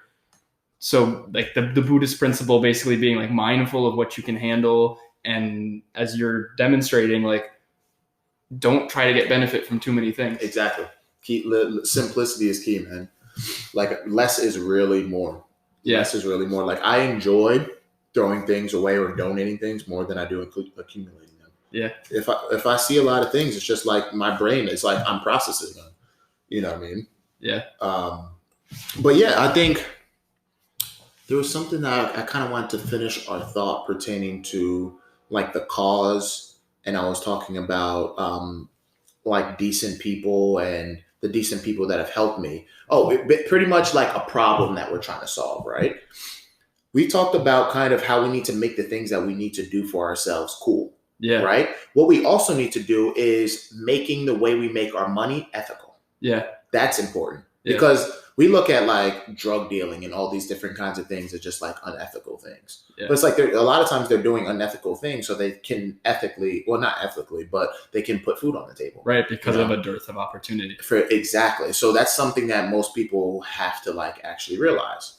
But as it comes to ethically making money, what I think a lot of people feel, especially this has probably been going on a long time, but I think people inherently want to feel like their work means something. I don't think people are designed to operate as if they're robots or machinery in a factory setting. Right. They're just a cog. You're just a cog in it. You know that if I die today, I'm probably going to be replaced tomorrow. And obviously a business has to continue to go forward because the business has its certain responsibilities. The owners and the people invested in that also have families to feed too. I'm not saying that you should be like, oh my God, like let's pay homage to this person by keeping this position unfulfilled because so and so maybe fell ill or something like that. I'm not saying that, but it's like when you treat people in a company like they don't matter and what's going on in their real life. If you treat people like they're not human, we're all screwed. Right, like they're just a resource or an asset. That it's not good, man. It's not good, and I see that all the time. And I think a part of the problem is we just accept it as like it's just the way it is. Yeah, right. This sort of like cavalier like thing, like sorry, your feelings, like that. Fuck your feelings. Exactly. Mentality. Yeah. Yeah. Like how did we get to this point? Because I know human beings are very complex. We're not easy. Yeah. I understand that, but I've been able to have great success actually being able to inspire people and motivate people and educate people with understanding.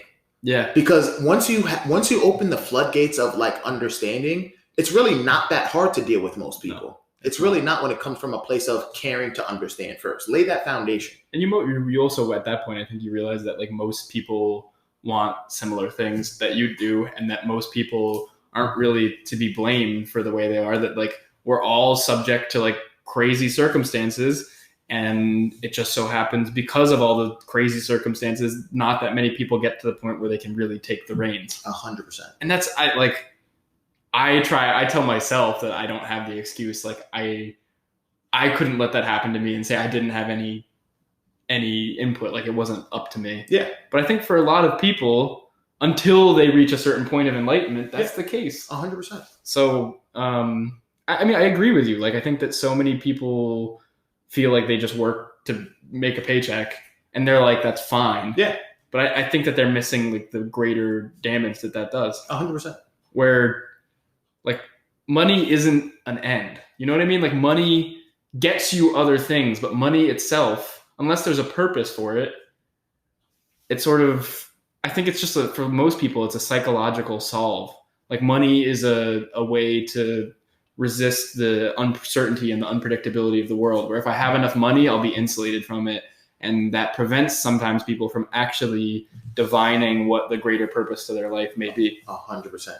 Yeah. Like if I was to talk to somebody, like, and they talk about, it's a lot easier to sometimes make, or a lot of times make money unethically than it is ethically. Right. And there's this guy, Chris Baca, who I think I've mentioned on a podcast before. He's a skateboarder. He makes a lot of videos on YouTube. I'd highly recommend him. And he has a coffee company called Cat and Cloud. It's in California. And basically one of the mottos that he has for his company is like, I wanted to know that I could run this business successfully by like actually caring about people, like making it like cool to like focus more on people than profits. Because he's like, the profits are going to come when people feel cared about every time they walk into this coffee shop. They're not coming for just a cup of coffee. That coffee tastes damn good when the barista knows your name. Yeah. That coffee tastes damn good when they're asking you, oh, did you get that job interview? Or the next coffee's like maybe on the house or something like that because, you know, congratulate you for like whatever. Yeah. That's business. Yeah. That, like people say, it's just business. If I sell you a product, right? Yeah. You're a person and I'm a person. How's it just business? Right. It's not just business. The transaction might be a business transaction, but this person is selling something to another person to benefit their life. It's so personal. You should then care about the other person's life. It's personal. I think that style of business, hopefully that's more of that is coming, like for social benefit business, not just for profit business. Because I mean, there's a recognition that people aren't machines, that they don't just need like a car, X gallons of gasoline, or they need 2,000 calories a day and a gallon of water and a roof. Like people, that's the basis for survival. That's not the basis to flourish. Exactly. And so I think that like hopefully the future will involve an economy that's more like intelligent, like has higher emotional intelligence and recognizes like our innate need for community and not just our innate need for material items. Exactly. So to your point, because you just made a great point right there. I think the thing to recognize, at least from my perspective, it doesn't mean it's 100% the way we have to go about it, but I think something I've always been aware of is if the system that we are living in, right, where we feel like you have to even get the hierarchy of needs, the very bottom, which is the food, water, shelter, the things like that, right, taken care of, we have to follow this system that's put in place. Yeah. That system is put in place by the top, right? So it's the very top. We're focusing so much on fixing the top when we recognize that we are the majority. Yeah. If we're the ones feeding the top, right? Why are we not taking our own individual power of creating the community that we're expecting them to now do, to change for us? That's the thing that's never made sense to me. It doesn't mean that we can't pull from the top and bottom. Yeah. I've just seen a lot of pulling from the top, but not enough pulling from the bottom. I feel like that's a product of like a lack of awareness. Yeah. Like that people are ignorant to that reality, not through any fault of their own, but just like I always feel like there's been a lot of controversy about like the right and the alt-right and all that stuff recently. And obviously I condemn like all the like, you know, they're marching in Virginia and like, it's terrible. Mm-hmm. But I think the real villains of those situations aren't the people. Well, I mean, the people marching are pretty villainous, but the really guilty parties, like the truly deeply guilty parties, are the critical thinkers at the top who disseminate information that makes people hateful or makes people ignorant or makes people scapegoat other people. Yes. Like, I don't know. I think of like someone like Alex Jones, the conspiracy theorist who like spouts all kinds of drivel and like forced a bunch of the families of the Sandy Hook victims into hiding because they were getting death threats from his listeners. I think about like the history of the United States as a country like dependent on racially organized slavery, where lower class working class whites were basically taught that, oh, well, the slave, the black American is lower than you, and therefore it's like, while we may not let you rise any higher, you have the same privilege to not let them rise any higher. Yes. And people, in the absence of any real power, people like cling in all the fear, all the worst of humanity. They cling to what power they get. Yeah, 100%. Yeah, I think a lot of our energy and our attention is directed in something that's not really, it's working the way it's working for a reason. Yeah. You know, and I think I'm a type of person that even if, say, you're responsible for maybe doing something that put me in a certain situation, I still don't think it's your responsibility to fix it.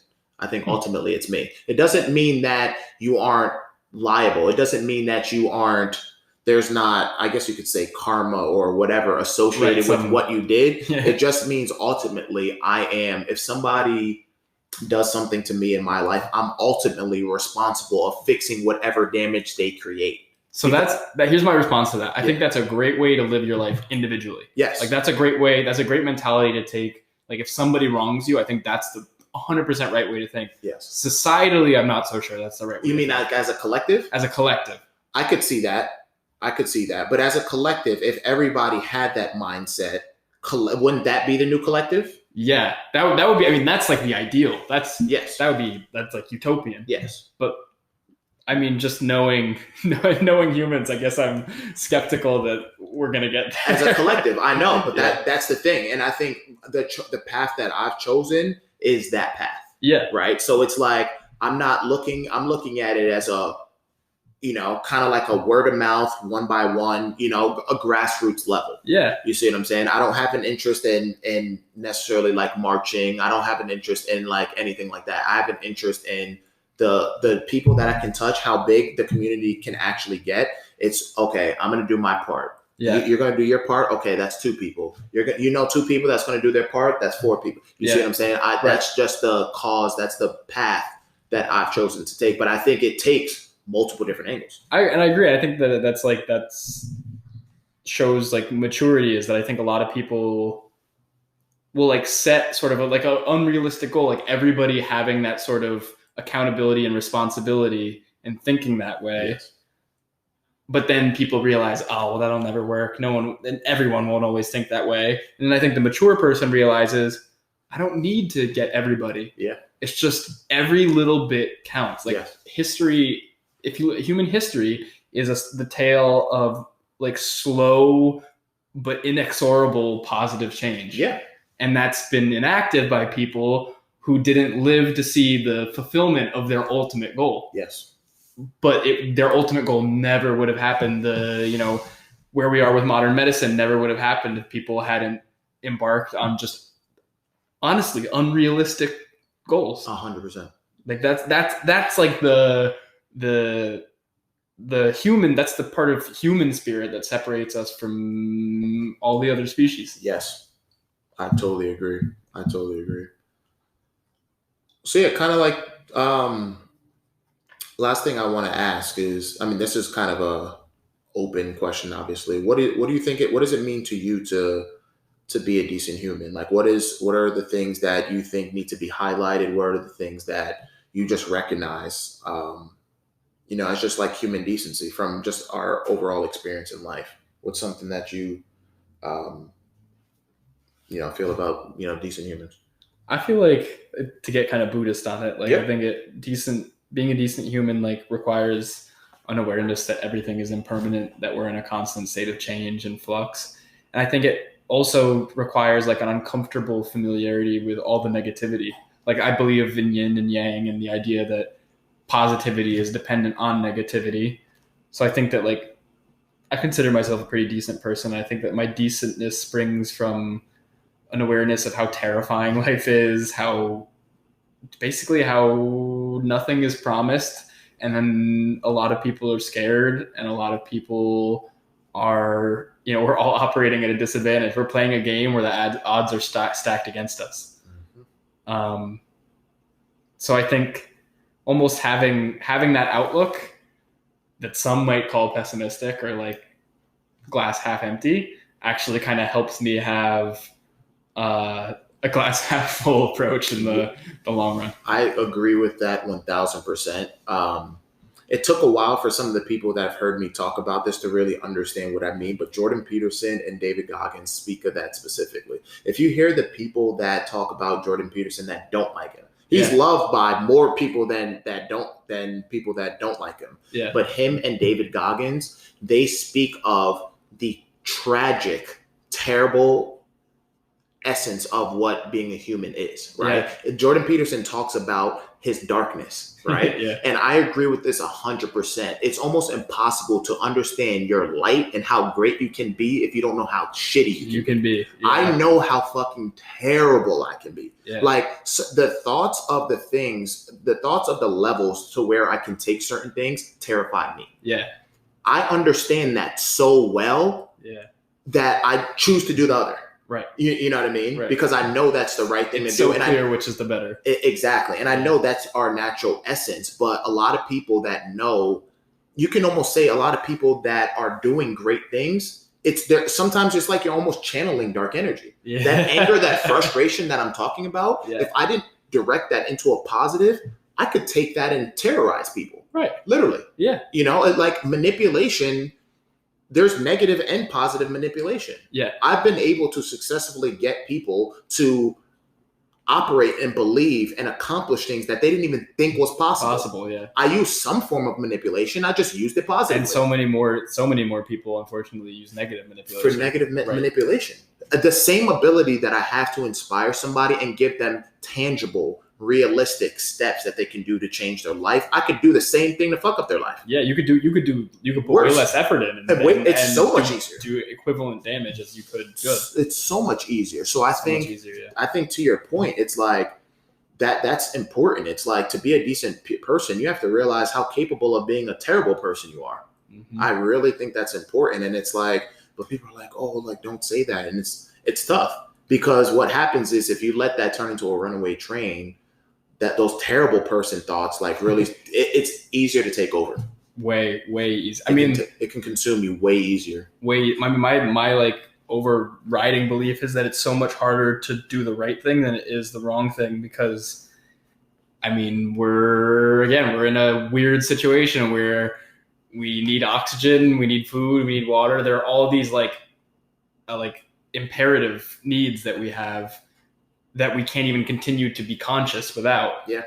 And there are all these other like actions we could take that would abuse those imperatives, that would create disaster for us. So in the pursuit of like survival, in the pursuit of all these things, there's so many ways to go awry, and there are so few ways to do it in a sustainable way, in a way that benefits other people. And that's why we're running into like these crises of extract, like attention economies that extract our attention, resource economies that extract oil and other like precious metals from the earth and are creating climate change. Like we're reaching a point where like the timer is ticking. Yeah, we've done pretty well. Like as a species, we're the most advanced species ever in the history of Earth, but we're running up against the end of our allotted time, and we have to figure some things out if we want to continue. For sustainability. In a lot of different ways. Like in every element of what it means to be a human, we need to figure out a more sustainable way. Yeah. You have to do that. Yeah. You know. And it's tough because I don't know if you've ever read the 48 Laws of Power. No. Have you ever heard of it? Yeah, I think you were telling me about it before. I'm intrigued. Yeah, I mean, I have that book too. Maybe when you're done with that, I'll flip flop. You know what I mean? The second time. But one thing that happens is when you have people at the top you're always going to have certain societies where there's people that are power hungry for the sake of power, right? Yeah. If we're trying to change a lot of these things from the top, it's tough. Yeah, it's tough. And it doesn't mean that we shouldn't pursue that, but I think we really need to start making grassroots, one person to person, the person that you interact with, having these type of conversations. Because eventually this is going to be cool. And this might be small now, but 20 people turns into 40 people. It's compound interest. Yeah, exactly. It's going to be compound interest. And I think more people, we need to focus on that more because like, you know, they've created, I believe in samsara too. Like, you know, in Buddhism, samsara basically means like the way things are operating. It's operating the way it's supposed to. You hear in almost every religion doesn't say to fix where you are. It says to get somewhere else. Yeah. Which means there's an element to our spiritual being isn't bound to this place. Right. It's operating like this. It's our job to reach enlightenment, to raise, you know what I mean, our consciousness and our awareness to a point where we're above these worldly problems. These are worldly problems. Life the journey, not life like accepting where you are. Exactly. These are worldly problems that we're trying to fix. And the reason why they're problems is because we keep focusing on them. You know, I'm not saying that you should ignore them, but I'm saying if you're spending more time focusing on the problems that we have in the inner cities and all these different kinds of things instead of the solutions, you're not actually solving anything. Which is, that's again, oh boy. We're already aware of it. I'm a broken record, but this is again my probably my biggest problem with social media is the more we're upset, the more we have strong negative emotions. There's something called negativity bias, which is like humans are overwhelmingly drawn to negative things because negative things like historically, evolutionarily threaten our survival. Yes. So a positive thing is nice, but it's less transfixing. So social media, the algorithms and the companies factor in this negativity bias. And that's why really like rude or like trenchant political discussions and hate speech and videos of violence do so well and are such a disproportional share of content on social media platforms because they suck up our attention more and more and more. Yeah. The scary part of that is the more that we silo off into ideological groups, the more that I think I'm absolutely right, the more you think you're absolutely right, the more our friends think that they know the exact ways of the universe, the more we lose the roots of our progress. Because I mean, that's the thing that scares me most is like we need to trust, even though humans are hierarchical and corrupt and unfair, we need to trust in each other because I mean, democracy is the engine of most really profound human improvements in humans' quality of life and in human society. And I really believe that like the aggregate of human opinion, if you take everybody's consciousness and their opinions on things and you group them into one voice, that voice speaks with truth much more often than I or you or our friends themselves speak with truth. 100%. So I mean, that is, I think, what scares me most. Yeah. The idea that we're losing faith in each other. Yeah. Which it's counterintuitive almost to trust each other. Yeah. Especially now when so many of our most basic needs are taken care of and it doesn't seem that perilous not to trust each other. 1,000%. But it is. 1,000%. And there's something I want to touch on pertaining to that is because politically we don't have the same views.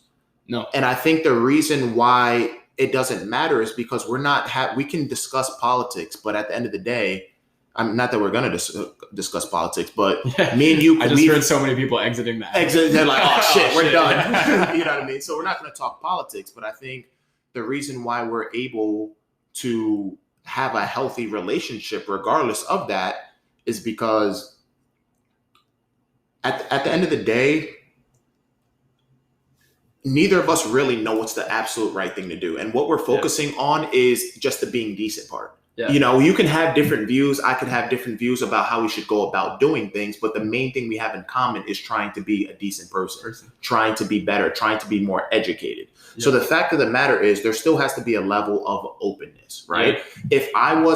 If you weren't open, or if I wasn't open, if you're on this side and this person is on this side, if you're so attached to being on whatever side you're on, there's never going to be unity. We're fighting for something. It's absolutely futile if you have two people on two different sides of the spectrum that will never be open-minded to taking something from here, taking something from there. That's not noble. And there will never be progress because, like, let's say that like people like social media factions had their way. Let's say that like the AOC like squad like became the dominant. I'm not talking like majority, dominant ideology in America. Yeah. Conservatism is the counterweight. The same way, like, so like, let's say, cause I'm liberal. Let's say you and I were running, let's make us metaphors for like America. Yeah. We're running the government. Yeah. You're my counterweight as somebody who skews like a little bit more like libertarian or like further right than I am. Yes. So like when I mess up or I get something wrong, you're the counterbalance. 100%. When you mess up and you get something wrong, I'm the counterbalance. Yes. When you take those counterbalances away, yes, what you get is something like Nazi Germany, where any counterbalance is suppressed. And even though an ideology or like a vision for a state is horribly, horrendously wrong, yes, it still happens. Yes. So yeah, it's so necessary to have people. Disagreement is a blessing. It is. It totally is. But I think when we've put in basically this moral basis, right? We basically made it in this country that, I mean, because like I said, I'm not on either side. I'm somewhere in the middle because I don't know. So if it's not a matter of I don't have enough information, but I don't resonate. Neither of them profoundly resonate with me enough to attach myself to. Not necessarily attach, but you know what I mean? Yeah. I honestly don't think either of them are right. Yeah. But like, fully. I mean, it's not a matter of, you see what I'm saying? I don't think either of them are right fully. If one of them were right fully, I think we'd have more of that unity we're actually searching for, which is the only thing I care about. Yeah. I don't care who's right. I only care about what's right. Yeah. I don't know what that is, but I'm not going to pretend like they do either. Right. You follow what I'm saying? Yeah, I'm not going to pretend like, oh, you're more moral. Because I can guarantee you, if we had somebody who was literally on the other side of the spectrum than you are, they would feel like you're the immoral one and they're the moral one. Yeah. So which one of you guys are right? Because both of you guys can make a very valid argument for why you might be more right than the other. Yeah. But so that's the thing that's tough. It's like, you know, right. But a part of me, it's like, I care because of the actual impact that it makes on our society, right? I have to care. I live in this country, right? So I can't be like, oh, I don't care what goes on in the government, because to a certain extent I do. Yeah. You know what I mean? I'm not going to say it fully like I can't say my quality of life is has been any different having Donald Trump as president as having Barack Obama for 8 years, or I can't say that. For some people, they can. But I can't really say that like my life or my parents' life or really anybody that I know's life is worse because of the president specifically. Yeah. But I can't say that there's not people that have had that. But yeah, I just think that I care more about getting to know you, getting to know all of us, getting to know each other based on who we are instead of just what we believe. Yeah. Right. The decent is the common denominator that cuts through all of the identities that we feel like we have. Yeah. And I think that's the thing that I think we need to get to, because otherwise we're just playing identity politics and we're just like fighting with each other over the things that we associate ourselves with. And it's like, I believe in like nothingness anyway. Like, you know what I mean? Yeah. Like, I'm trying to like get rid of like the notions that I have that this is the way it actually is. Right. I'm trying, like, I want to flip everything I believe to be the truth upside down. Yeah. Shake it and see what's in it and be like, you know? Right. Why should you be defined in some sort of By way that anything. you can't change, some permanent way? I don't know anything. Yeah. Like, I forget who said it, but it was like, I'm smart because I know that I know nothing. I don't know a damn thing. Yeah. Like, I really feel like that. So I'm always trying to change my mind, please. Please. Yeah. That's the problem. There's a quote, like, I think it's Bukowski, like a poet who said, like, the problem with the world is the stupid or the ignorant are filled with confidence, and the intelligent are filled with doubt. That's so true. It's like, I don't know what the hell I'm talking about. Yeah. Because if you're intelligent, you're like, I think I'm right, but I might not be right. And if you're not as intelligent, you're like, I know exactly what's right. Like, I am master. 1,000%. 1,000%. And it's usually the people that like aren't intelligent that are the most like vocal. Mm-hmm. Right? It's people that like feel like they're legitimately right that are the most vocal. So we hear that confidence and that conviction. It's like, you're damn sure you're right. Like, yeah, why should I be listening to you? Exactly. Like, it's like, no, like there's beauty in saying I don't know. Yeah. I really don't know.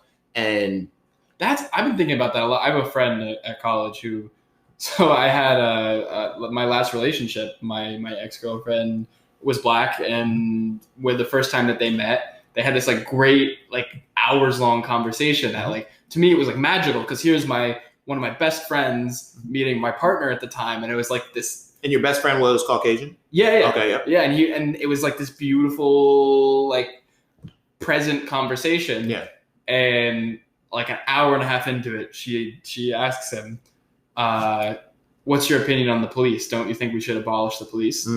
And this is like one of the things, like if I had to like defend him before like a board of review, like why is he worthy as a friend? He didn't have a strong opinion on it. He didn't know shit about it. He wasn't well researched. He just said, he was like, I'm interested by that, but I don't really know enough to say anything. And I know so many people who would just, as soon as they would hear that, they got asked that question, they would feel compelled to have an opinion. Yes. And that's like another, I think, problem with like the democratization of media, where we all have a platform and a voice, where we all feel pressured to have opinions. Yes. And if you're not an expert, if you don't know a lot about a certain subject, so you don't know, bro. It's counterproductive to have an opinion. It is. It's dangerous. Yeah, it's dangerous. It could be 100%, depending on what position you're in. And once you voice your opinion, we all have this desire not to look like a fool. Yes. So once you voice your opinion, you're probably not going to change your mind. Even if something comes to light, you're going to find ways to defend your opinion. Defend it. So there's like it all ties back into mindfulness, but like being aware of your limitations and being aware of what information you don't have a mastery of. Yes. It's important. It's super important. You know what you know, but at the end of the day, you don't even know that well. So yeah, like, that's really how I feel. It's like I stick to kind of like what I know, but there's certain things about that I don't even know. Yeah, like don't get too overextended. Opinion, the famous phrase, opinions are like assholes. Everybody has one. Has one, and I think that's something that we need to highlight as well. You know, because that's super important. Like, we understand the importance of personality. We understand the importance of identity. We understand the importance of ego. When you wrap those three things into like your beliefs, and you tie up your ego, personality, and identity, shit, it's damn hard to change that. Like, this is who I am. Right. Like, this is what I believe. Not only do I believe it, but this is who I am now. So now if I even come at you with something that might say, hey, what you believe, like I can prove that this isn't like right thinking. Like there's actually proof to prove that. Yeah. Now I'm basically disproving that you are even a person. You're not even. That's what's the danger of attaching yourself to a belief or an ideology with your identity and your personality and your ego. It's like you're now destroyed as a person because your belief was like destroyed because of facts. When I come at your belief, you're not gonna just have a measured, calm conversation with me. Yeah. You're gonna go into fight or flight because it's basically like I'm trying to kill you, not just. It sounds dramatic, but it's true. It's very true, and it probably feels like I'm trying to kill you. Yeah. It probably feels like a threat because your ego feels like it's a living thing. Your ego's not even a living thing. Yeah. But it feels like you're punching me in my chest or you're stabbing me if you're doing something that's affecting my ego. Because that ego only cares about itself. It's only trying to protect itself. It doesn't care about you. I read a great... You could kill yourself in protection of your ego. Yeah. That's the ego is the part of the brain that makes you kill yourself. Kill yourself. 100%.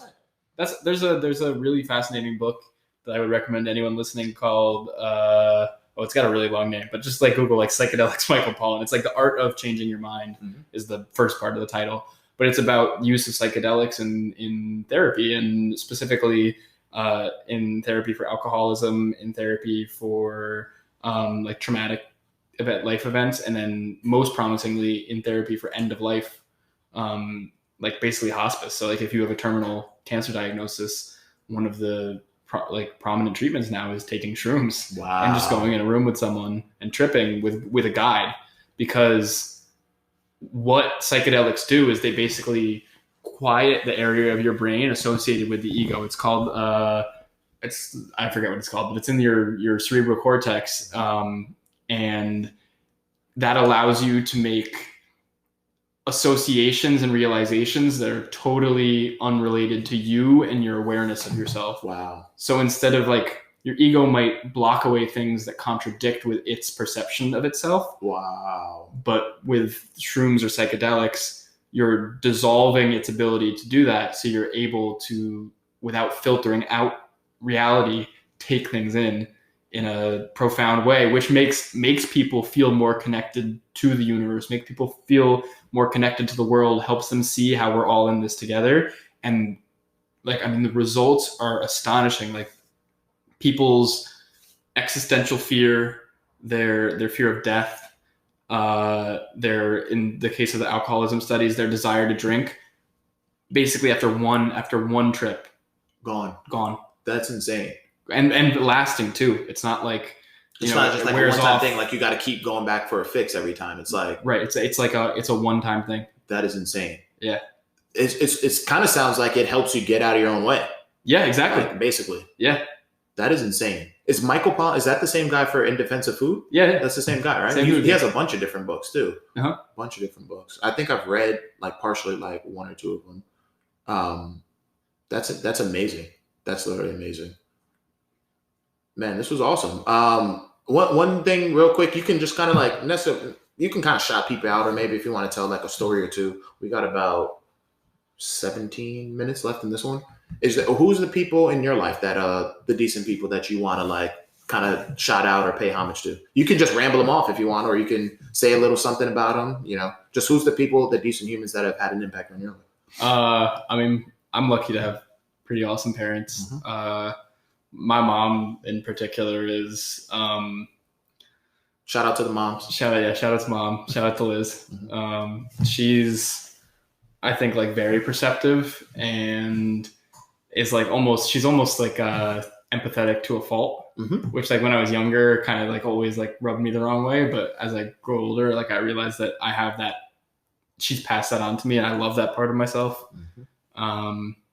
She's very thoughtful. She was the first person, you know, when I was like 15, 16, 17, that was like terrified about how much time I spent on my phone, and was like telling me that I had an addiction and that it was rewiring my brain. And I like scoffed at her and thought that was ridiculous. Mm-hmm. And then all these years later, I'm like, whoa, she was onto something. Yeah. Like, shout out. Yeah. Like, shout out moms. She's 1000%. Yeah. She knows best. Yeah. That's awesome. So my dad is like, he's like very calm, kind, self-effacing person. He'll always, basically put others before him, which has hurt him sometimes, but it's also means that he like passed on some of those qualities to me. And like, he's a big reader. Mm-hmm. And I think I got that from him. And I think that reading is kryptonite to ignorance. Wow. I think that quotable. Yeah, that I think that's central to me being decent. Mm-hmm.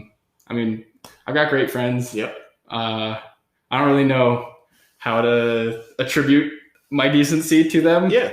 Besides, like, I guess their motivation for me to be decent, because they're so worthy of my decency. Yes. Yeah, I mean, there's so many. Like, that's the thing. Like, talking about this makes me think of negativity bias, that like I remember the non-decent people in my life. Sometimes but when more, sometimes more. But when you're like, list off the decent people in your life, it's like a tsunami. It's like, suddenly I'm like, man, I got to leave here and text or call like 9 or 10 people. Like, hey, I love you. Like, how you doing? It's a reminder. Yeah. Cause so many, Mhm. I would need 50 hands to count, to list off the number of people that I can even remember as being decent. Yeah. Some people we only met once. Yeah. And we don't even remember the specific instance. Maybe if we were on shrooms, we would, but like sometimes you don't even like, it's the littlest things that somebody might have had an impact on you. And I think that's the cool thing as well. Yeah. I think that's a cool thing as well. Yeah. We need that reminder of the decent people, because we realize we really are the sum of those people. And hopefully we're a part of somebody else's sum of decent people in their life. Yeah. That's the responsibility. Yeah. That's the responsibility. That's awesome. Yeah, shout out to the moms and the parents out there, and shout out to the friends. Shout out to the friends that are, great influences. Peer pressure is a real thing. It's 100% a real thing. So shout out to the friends that are the healthy friends, and care about the people that they have in their life. Yeah, especially the ones that aren't afraid to be different. Exactly. Those are the friends that jump right to mind for me. That is huge. That is huge. But awesome, man. Rhett, thanks for being on the show, man. Thanks for having me. It's a pleasure, man. Absolutely.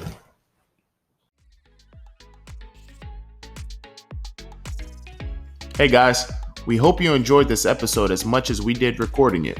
Please feel free to share, subscribe, and follow us on all the platforms of your choice, and drop us a comment, because we'd love to connect with you personally. We'll see you in the next episode, and in the meantime, stay decent.